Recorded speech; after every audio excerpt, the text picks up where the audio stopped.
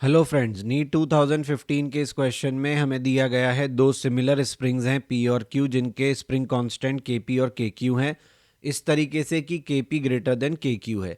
Question में कहा है कि हम उसको स्ट्रेच करते हैं पहले सेम अमाउंट से केस ए में, और फिर सेकंड केस में सेम फोर्स से हम स्ट्रेच करते हैं यानी केस बी में।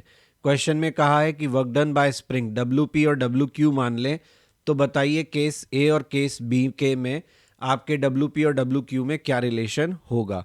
तो देखिए यहाँ पे बहुत ही बढ़िया यूज़ किया गया है वर्क डन बाय स्प्रिंग को। वर्क डन बाय स्प्रिंग को हम लिखते हैं हाफ के एक्स स्क्वायर। वैसे तो हम माइनस हाफ के एक्स स्क्वायर लिखते हैं for an elongation and compression. तो यहाँ पे इसका बहुत बढ़िया यूज़ किया गया है। कैसे? पहले केस में जब हम देखते हैं तो क्वेश्चन में साफ साफ कहा है कि दोनों को सेम अमाउंट से हमने इलोंगेट किया है। तो एक्स पी और एक्स क्यू का वैल्यू सेम हो गया। तो अगर हमें वर्क डन कंपेयर करना है तो work done by spring in case P upon in case Q क्या हो जाएगा? तो माइनस हाफ के एक्स पी का स्क्वायर अपॉन माइनस हाफ के एक्स क्यू का स्क्वायर। एक्स पी की जगह यहाँ के पी और के क्यू लगाना ना भूलें। एक्स पी और एक्स क्यू आपस में सेम दिए हैं तो कैंसिल हो जाएंगे, माइनस हाफ से माइनस हाफ कैंसिल हो जाएगा। क्या बचेगा? के पी अपॉन के क्यू। दिया हुआ है के पी इज ग्रेटर देन के क्यू, तो हमें यहाँ पे क्या रिलेशन मिल जाएगा? हमें पहले केस में केस ए में रिलेशन मिलेगा W P is also greater than W Q.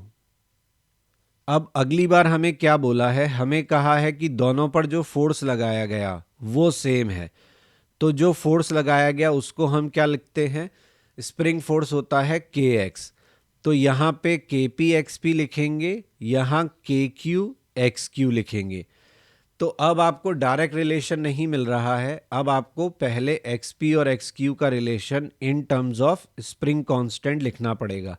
Reason being that कि यहाँ पर आपको जो भी इंफॉर्मेशन मिल रही है वो स्प्रिंग कांस्टेंट की टर्म्स में आपको इंटरप्रेट करनी पड़ेगी।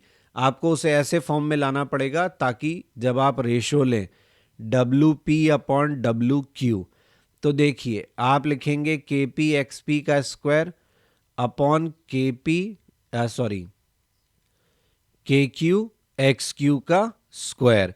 अब अगर हम यहाँ कंपैरिजन करेंगे तो दो अननोन हो जाएंगे। उससे बचने के लिए हम क्या करते हैं?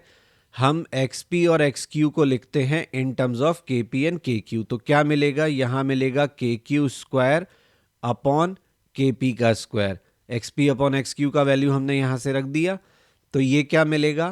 के Q upon K P which is less than one. तो हमें क्या मिलेगा? W P is less than W Q. तो ये हमारे आंसर्स हैं कि पहले केस में W P is greater than W Q, दूसरे केस में W P is less than W Q. I hope आपको ये सोल्यूशन समझ आया होगा। Please like share and subscribe my channel. Bell icon दबाना ना भूलें ताकि सभी इंपॉर्टेंट अपडेट्स आपको टाइमली मिलते रहें। क्वेश्चंस के टेक्स्ट सोल्यूशन देखने के लिए, ट्विस्टेड क्वेश्चन के टेक्स्ट सोल्यूशन के लिए आप मेरे ब्लॉग पर विजिट कर सकते हैं। सजेशंस के लिए मुझे मेल कर सकते हैं। फेसबुक पेज और इंस्टा पे टिप्स ऑफ द डे के लिए ज्वाइन कर सकते हैं।